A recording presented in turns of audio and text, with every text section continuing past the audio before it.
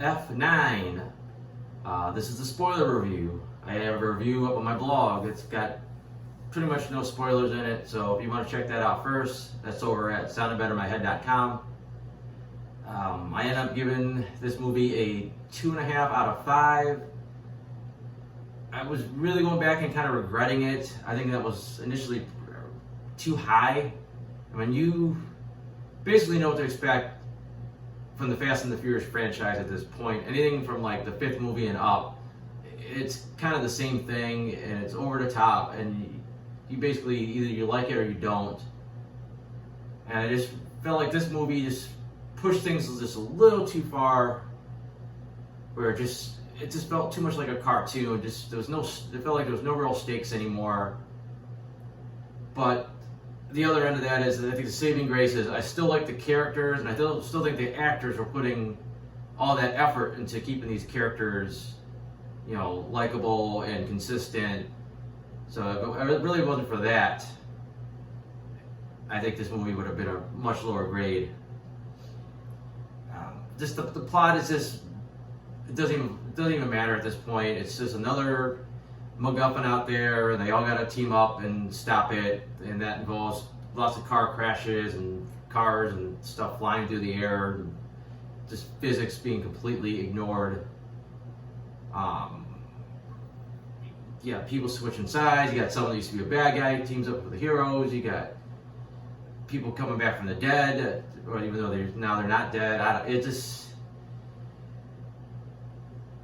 think that's what hurt it. Also, it's like, you see that Han is back. You've already had Letty die and come back. So it's like, every time somebody seems like they're in danger, number one, it just feels like they're going to pull through because there's still at least 2 more movies coming up. I don't get the impression they want to lose any of the cast. I think they want to keep kind of adding back to it. And then number 2, like I said, even though they die, it just feels like they could find an excuse to bring them back later.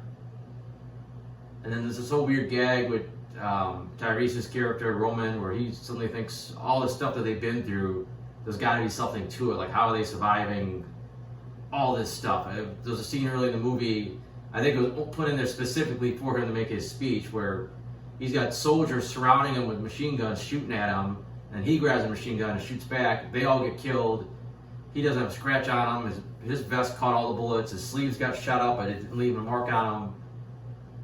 And it really didn't lead to anything. It was just him to have this speech to kind of wink at the audience, like, oh yeah, we know that we should be surviving this, but we're just going to roll with it, and then we're going to make a joke about it.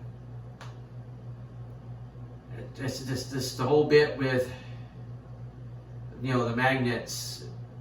It's a cool concept. You get these giant magnets in these cars. They push and pull stuff at the turn of a dial, and it makes an exciting chase sequence. But but the logic is this: like, sometimes it's basically the magnets only pulling the stuff they want. They'll drive past the car, nothing happens, but then they drive past the car that they want to get, and that gets pulled or pushed by the magnet.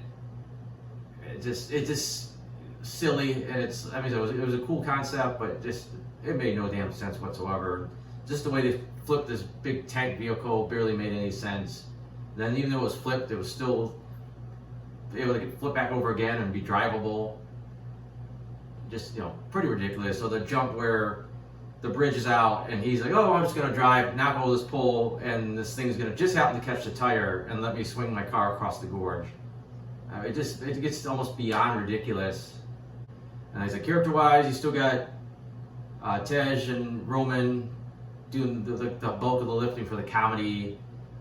And it's just crazy how far he's gone. Tej is gone because he used to just be, I'm a mechanic. And then somehow that translates to, now I'm a super hacker computer guy, and I can build all kinds of crazy stuff. It's almost like you would take a character from something and put him on a Saturday morning cartoon, and you got to give him some kind of gimmick.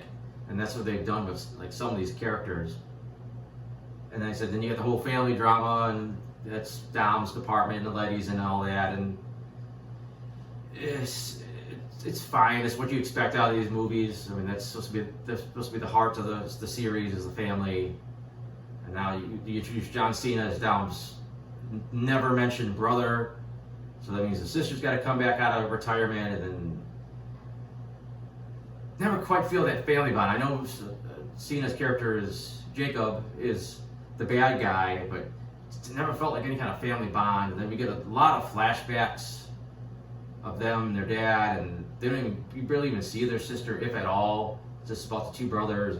It's just, I don't know, it doesn't, nothing really connects.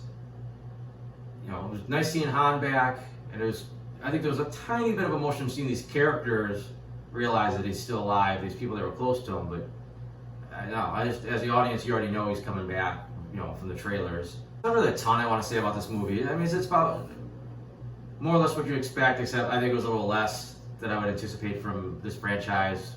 You know, it's kind of a guilty pleasure, but I think it always just, it kind of starts to cross a line and insult you as an audience member. Just as it does it kind of pulls it back just a little bit. Like, it's kind of a wink, like, we're gonna be an asshole, fuck you, audience. Okay, which, that's it.